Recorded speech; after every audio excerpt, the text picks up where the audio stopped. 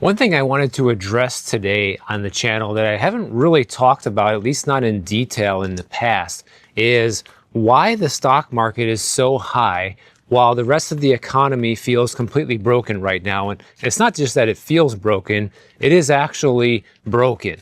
You know, the other day I made a video talking about how the economy is crashing right now and everybody knows it. You know, it's not a surprise.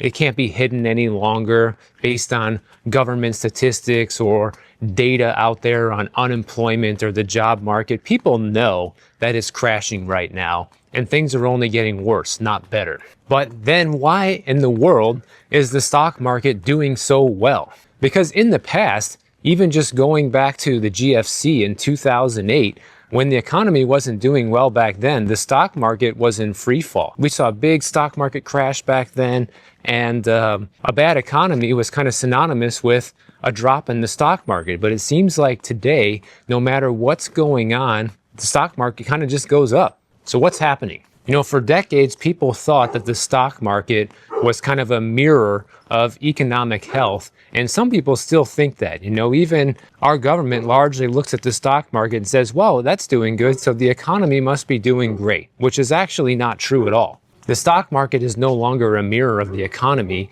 It's a distortion of the economy. Between decades of monetary excess, financial engineering, and broken market forces is creating this illusion that things are still doing well, but the reality is it couldn't be further from the truth. One great example in the stock market of this is Nvidia. Okay, in August, Nvidia's market cap hit $4.4 trillion, which is more than the entire GDP of Japan, an actual country that produces all types of goods and services that it exports around the world. And on paper, Nvidia is worth more than all of US farmland combined and nearly 1/5 of the value of all the gold ever mined. And of course, Nvidia does make powerful AI chips, and AI is seeing a big boom right now and a big demand for AI. However, AI doesn't feed people, guys. It doesn't build roads.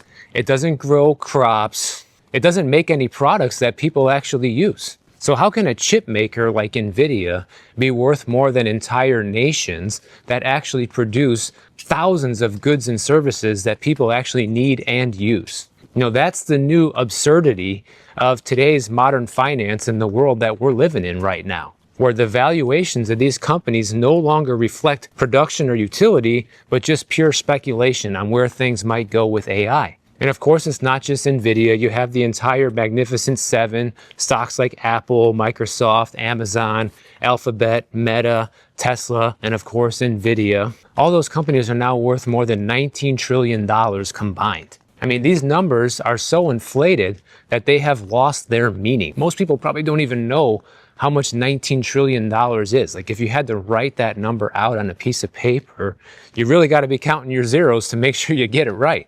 And so this shows you that the stock market no longer reflects reality, but what it does reflect is cheap money and speculative mania that have turned finance into an alternate universe today. And for anybody who wants to know, I am walking down Jamaica Street in Tiburon, California. But to understand how we got to this point, we need to rewind back to the 1970s when the Bretton Woods system collapsed.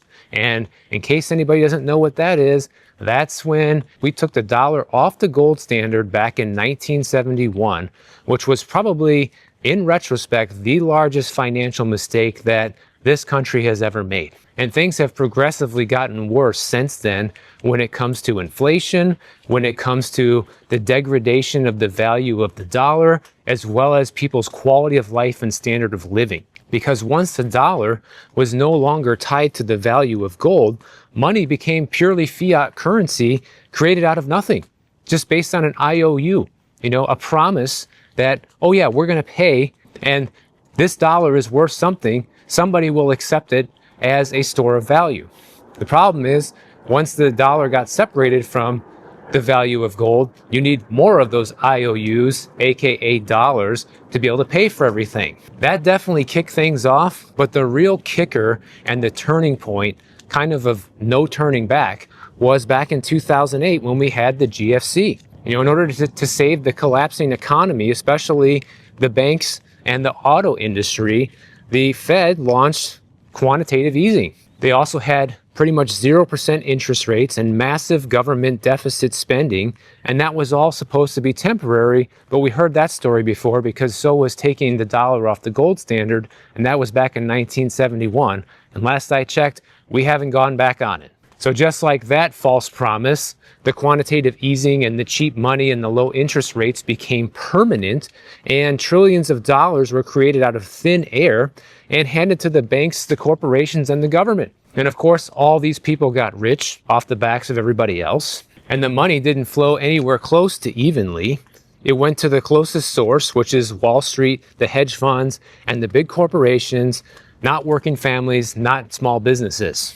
And economists actually have a name for this. It is called the Cantillon effect. This is when new money enters the economy, and whoever gets that money first are the ones who benefit the most, because of course that money still goes the furthest, right? If you got millions of dollars before inflation was a problem, well, that millions of dollars is going to buy you a whole lot more goods and services than it will after inflation has already skyrocketed, right? But by the time that money trickles down to everybody else, the cost of living has already skyrocketed. And that's why so many people in 2025 today are struggling to make ends meet. And so the result of all of this is two-tiered inflation. You have asset inflation on one side of the spectrum where stocks, bonds, real estate have all skyrocketed, enriching the wealthiest people even further. And then on the other side, you have consumer inflation where food, housing, and energy costs have risen like crazy, and people's wages have not been anywhere close to be able to keep up. And so all of this has created the illusion of growth in our economy, especially when you look at the stock market. You know, for over a decade, money was practically free to borrow up until recently when the Fed launched its interest rate hiking cycle. In Europe, the interest rates actually went negative, where banks were literally paying companies to borrow. And so corporations use all this cheap debt to buy back their own shares, reducing the number of stocks in circulation and driving up the prices artificially. And this didn't actually make companies stronger, it just made them look richer on paper, and it created the illusion of growth while central banks congratulated themselves for stabilizing the markets, when in reality, all they did was just make it so that these companies look richer, and it gives a lot of people who want to invest in the market FOMO, like, oh, if we don't take advantage of this now, we're going to lose out on all these gains. And so fast forward to today, we have essentially inflated the largest asset bubble in the history of the world.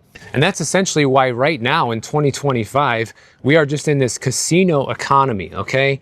Markets used to be about the price discovery. Investors determined the fair value of companies based on their earnings and their risk. But now they're just casinos, and the odds are sent by all the central banks. You know, because they're the ones who are in charge of the monetary policy. They're the ones who are in charge of interest rates. And that all reflects on how much money gets pumped into or sucked out of the stock market and bond market on any given day. You know, even professional investors admit that the game is completely rigged, okay? A Bank of America survey found out that 91% of fund managers believe U.S. equities are overvalued. That's basically all of them. But here's the twist. They're still fully invested in the market. And why are they still fully invested? Because there's no alternative. These people are locked in. Central banks have made it so that speculation is essentially the only game in town now. And this has all created an economic crisis because we are now living in a world of the haves and have-nots more than ever before. People who own these assets before they were inflated, and people who are struggling to get their hands on them now after the inflation has already been made. And that's why you're seeing home ownership completely out of reach of the average American. You're seeing retirement savings not able to keep up with the cost of living anymore. Young people see wealth as something just like a fantasy or a dream, something that's completely unattainable, and who can blame them? And as the wealth continues to concentrate at the top, the trust in the system completely erodes and could even lead us down a path to becoming a socialist country, which many would already say that we are on the way to being right now. So we now live in a world where the paper wealth actually grows faster than real wealth. The numbers on the screen rise and the real wages go down when adjusted for inflation. And people are celebrating new record highs in the S&P 500 while the average family is struggling to put food on the table or pay the rent. But make no mistake, this stock market bubble is extremely fragile, okay? All it's going to take is one big rate hike or one debt crisis, one geopolitical shock, anything like that could wipe out trillions in paper wealth overnight. And the real danger comes after the crash when people lose faith in the system, just like we saw in 2008. You know, people start panic selling. They see their portfolio go down by 15 or 20% overnight. And then everybody starts thinking, well, I better sell now and salvage what little I have left before it goes down even further. And that creates that downward spiral where everybody's just trying to get out and it's a race to the bottom. So unless this monetary system is recalibrated, which I highly doubt that's ever going to happen until it's absolutely necessary because, you know, the richest people are benefiting from this, the next collapse is going to be an absolute reckoning for everybody. My biggest concern with it is, of course, the government and Fed reaction to it, because their reaction is always just to make things worse, you know? And I have zero faith in these people that they're going to make anything better when push comes to shove. They have proven time and time again that they cannot handle these crisis situations in any meaningful way. Their solution is always to print more money, to lower interest rates back down to zero, and watch everything get inflated away even further. And then once again, the people who already have these assets get even richer while everybody else who doesn't gets poorer. Not only is it morally wrong, but also it is not a way to create a strong economy either. We've all gotten those spam phone calls and text messages from companies that we've never heard of, and we have no idea how they got our information. And that's why today's video is sponsored by Delete Me. Delete Me is a hands-free subscription service that will remove your personal information that's being sold online. And Delete Me's privacy experts remove you from hundreds of data brokers all year long. They can collect things like your name, your age, your address, your photos, your email address, where you work. And one of my own personal favorite features of Delete Me is the custom removal request. Sometimes I find out that a website has my information that I never gave it to, and I'll submit it to Delete Me, and a lot of times they can get that removed on my behalf. All I have to do is fill out a simple form. No other work on my part needed. So make sure to get 20% off your Delete Me subscription today by joining using the link down below at joindeleteme.com/boardinarrow or use the QR code on the screen. And speaking of a strong economy, what about the holiday job market here in 2025? You know, we talked a lot about the job market on this channel over the past few months because it has been so horrible. And usually this is the time of year when you have a lot of seasonal hiring from a lot of different companies. People can pick up some extra cash and make some extra dough when they need it the most. However, a new report from Indeed, the job posting firm, using data through September, showed a disconnection between job seekers and employers. On the job seeker side, there are more searches for holiday work and indications that searches are starting even earlier this year than normal. Meanwhile, the employers have posted fewer urgent roles than in the past. Indeed also found out that seasonal postings are relatively flat from last year and even down year over year from years prior. So Indeed is saying that the holiday job hunt this year is going to be a lot more competitive than it has been in years past. In fact, Corey Stahl, who's an economist at Indeed, he says, listen, don't wait until we get until the middle of November when job postings typically peak, because clearly other people are thinking about it now. So if you're somebody who's looking to pick up an extra holiday seasonal job this year, Indeed's advice is to start looking right now. One place we know for sure that is hiring seasonally this year is Amazon. They're going to be hiring 250,000 temporary workers for the season, which is kind of ironic considering they just announced more job cuts today as well. A separate report from Challenger, Gray & Christmas also found out in September that there have been limited U.S. announcements for seasonal work so far this year, and they expect retail hiring to be weak, potentially hitting its lowest level since 2009. Every time I hear some sort of stat about the job market or the economy or the housing market, about how it's the worst that it's been since 2008, the lowest that it's been since 2009, etc. Like, what does that tell you? you think it's a coincidence that things are just as bad now, if not even worse, than it was then? Of course not. But yet we're still being told that this is the strongest economy we've ever had. And that goes back to what I just talked about in the first half of this video. The stock market is used as the gauge of how well the economy is doing, but it's not a real reflection of the average American household, not even close. And you know, the seasonal employers this year, they're facing a lot of headwinds like the tariffs, inflation, and also many companies are continuing to rely on automation and permanent staff instead of large waves of seasonal hires. And also a lot of companies have been turning to AI in order to automate things even further and eliminate hiring more people. But I still think this could be a good opportunity for people who've been unemployed for a while, because there's been numerous stories that I have covered of people who've been out of work for 6 months to a year. And even though it's a seasonal temporary job, a couple things to consider is, number one, these seasonal and temporary jobs sometimes do turn into permanent job opportunities. So there's that.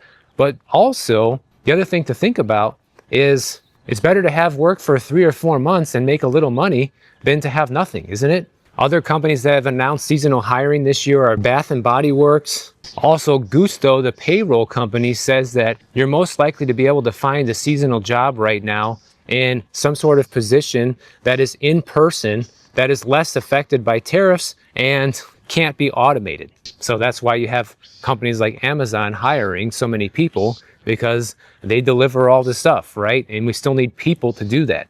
So any job that requires a person to do is what you're going to be looking at right now. Also, other industries that are not impacted by the tariffs, like tourism and accommodation, basically hospitality jobs, that's something that's still being created positively month over month, even as of the latest job reports. Both private payrolls and government payrolls have reflected that. And people need this extra work, guys, because right now grocery prices are continuing to rise, and people are really struggling to adapt right now. I mean, take a look at this chart right here and the price changes of these 3 items going back to August of 2024.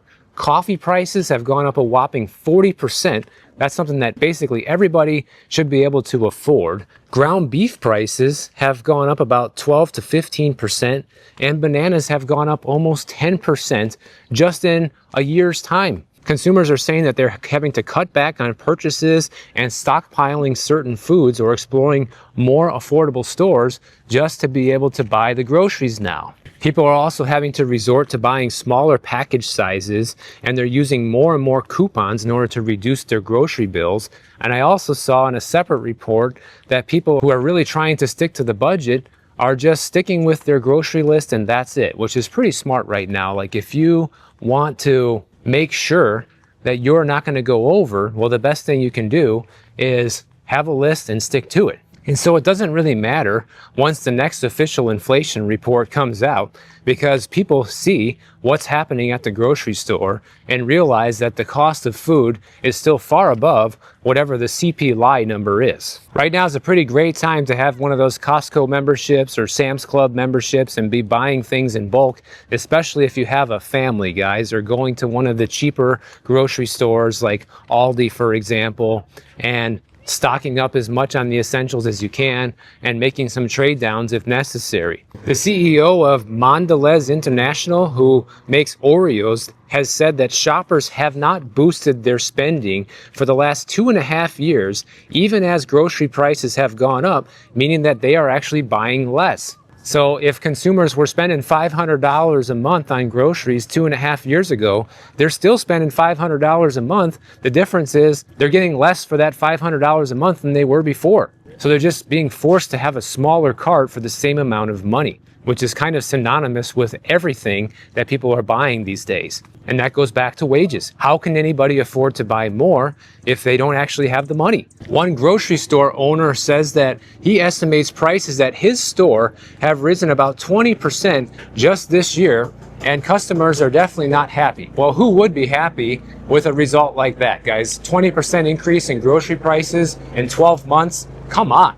Nobody's seeing a 20% increase in pay right now. And let's not forget, basically everything else has been going up by just as much. At least the things that matter the most, you know, insurance, healthcare, transportation costs, the cost of buying a new car or a used car for that matter, it's all gone up. One man who likes to eat a lot of salmon said that instead of buying the salmon, now he's switching over to shrimp, and he's purchasing burger meat instead of ribeye steaks, and he's making more salads and eating more high protein foods. Like I said, you might have to switch down and make some trade-offs to your diet right now if groceries is a sore spot that you need to cut back on. And of course, if you're a hunter, you can go out and get some venison for yourself, and that's completely free besides the processing fee. But one thing about Costco, I don't really shop at Costco because there's just never one close by to where I live. And it's always insane there also. But I know they have a lot of good stuff there. And one thing that they still have, even in 2025, is the $4.99 rotisserie chicken, guys. And that can be enough to feed a family of 4 for dinner. Not saying you should be eating that every night or it's the healthiest thing to eat, but it's something that's still inflation proof, just like the hot dog and the Pepsi or the Coke or whatever they offer there for $1.50 still. So you can still get some food at this store for prices of yesteryear. So let me know in the comments of this video what you guys think about the stock market and if you think it's a reflection of what's really going on in the economy or not. I'm sure there's going to be a divide. People who have a lot of money invested in the stock market are going to say, yeah, things are great. It's never been better. People who don't have a piece of it are going to say things completely suck right now and I'm broke. But besides that, I want to know what sacrifices you have to make right now, whether it's at the grocery store or financial. Put your comments below because I'm going to try to go through some of them and use them for a future video. I want to start using more of your real life examples, things that people who watch this channel are really going through, and highlight them in some of these videos moving forward. So that way people can realize, first of all, that you're not alone if you are struggling and having a hard time, but also to show you the real economy, right? To show you what real people are really going through. Forget about people who own these $3 million houses in Tiburon. They're going to be fine. I'm not worried about them, and I'm sure you're not either. But I am worried about the 90% of Americans that don't have this stuff. So put all that in the comments below. And if you enjoyed this video, make sure you are subscribed to this channel and my Clips channel, which is down below. And if you don't want to wait for my next video to come out, check out this one on the screen right over here, and I'll see you in the next one.